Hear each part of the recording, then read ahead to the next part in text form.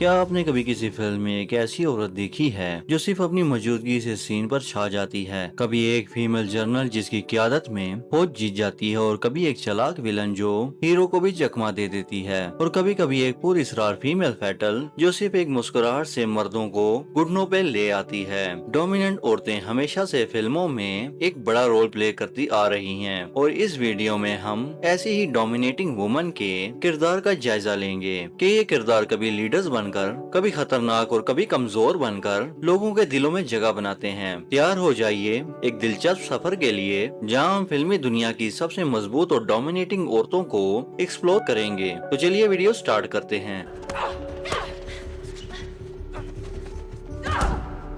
Wonder woman ने साबित किया कि औरतें साइंस फिक्शन और हॉरर दोनों जॉनर में सेंट्रल हीरो बन सकती हैं। आज के दौर में वंडर वुमन जैसी हीरोइन ताकत के साथ मर्सी और एम्पैथी भी लाती हैं। मतलब लीडरशिप मसल से नहीं आती, बल्कि मोरल कंपास और स्ट्रेटेजी से भी आती है। बरसों तक स्ट्रॉन्ग फीमेल कैरेक्टर को बस जिस्मानी ताकत तक महदूद रखा गया, लेकिन अब नैरेटिव बदल रहे हैं। इंटेलेक्ट, रिसाइलेंस और डिसीजन मेकिंग को भी पावर माना जा रहा है। ड्यून की शानी से लेकर मैड मैक्स फ्यूरी रोड की फरियोसा तक, ये कैरेक्टर सिनेमा की ऐसी लीडर्स हैं जो कहानी का रुख खुद मोड़ देती हैं।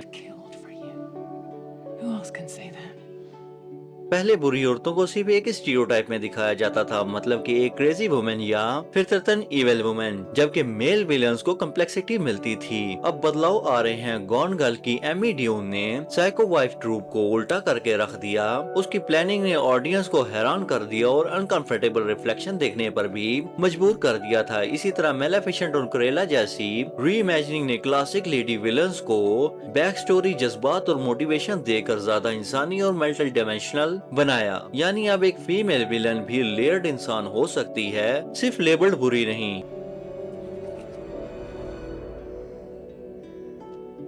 डोमिनेंस सिर्फ फिजिकल नहीं होती, बल्कि कमांड, प्लानिंग और रिस्क टेकिंग भी होती है। स्टार वॉर की जनरल लाइया पॉलिटिकल और मिलिट्री दोनों फ्रंट पर अथॉरिटी के नए स्किल सेट करती है। मैड मैक्स फ्यूरी रोड की फरियोसा अपनी स्ट्रेटेजी, करज और मोरल क्लैरिटी से पूरे नैरेटिव को रिफ्रेम करके दिखाती है। टर्मिनेटर 2 की सारा कॉर्नर टेक्टिकल थिंकिंग और मैटरनल फेरोसिटी को कंबाइन करके दिखाती है, जहां सर्वाइवल एक विजन बन जाता है। इन किरदारों की वजह से लीडरशिप का मतलब एथिक्स, लॉजिस्टिक्स और सैक्रिफाइस तक फैल जाता है।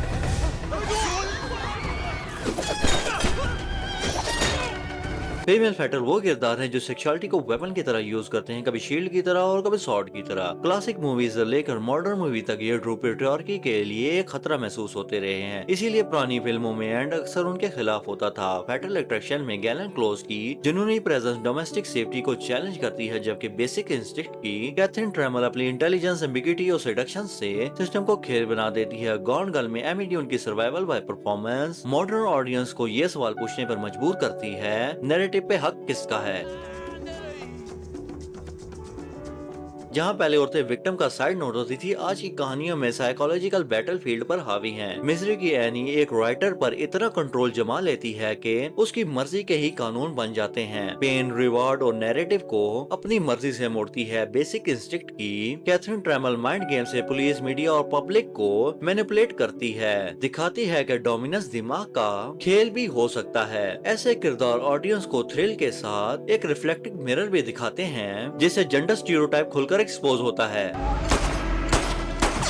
हॉलीवुड की डोमिनेटिंग औरतें सिर्फ एंटरटेनमेंट नहीं है, ये समझ का आईना है। जैसे जैसे फीमेल लीड कहानियां बढ़ रही हैं, वैसे वैसे हम देख रहे हैं कि पावर और लीडरशिप जेंडर की जागीर नहीं। यहाँ कुछ पुराने ख्यालात अभी भी जिंदा हैं, मगर स्लो बन बदलाव आ रहे हैं। सबसे खास बात, इन कैरेक्टर की वजह से औरतें नए रोल मॉडल्स देख रही हैं, और मर्द भी ये समझ रहे हैं कि स्टंट का मतलब सिर्फ फिजिकल डोमिनेंस नहीं है, इमोशनल इंटेलिजेंस, स्ट्रेटेजी और सेक्सुअलिटी डोमिनेंस भी है। आखिर में सवाल ये है, क्या हम इनसे डरते हैं या इनसे इंस्पायर होते हैं, या फिर दोनों? बाकी अपनी राय कमेंट सेक्शन में जरूर लिखना, और मिलते हैं अगले वीडियो में। Take care, bye bye. So read me my rights and arrest me, and then I'll go downtown.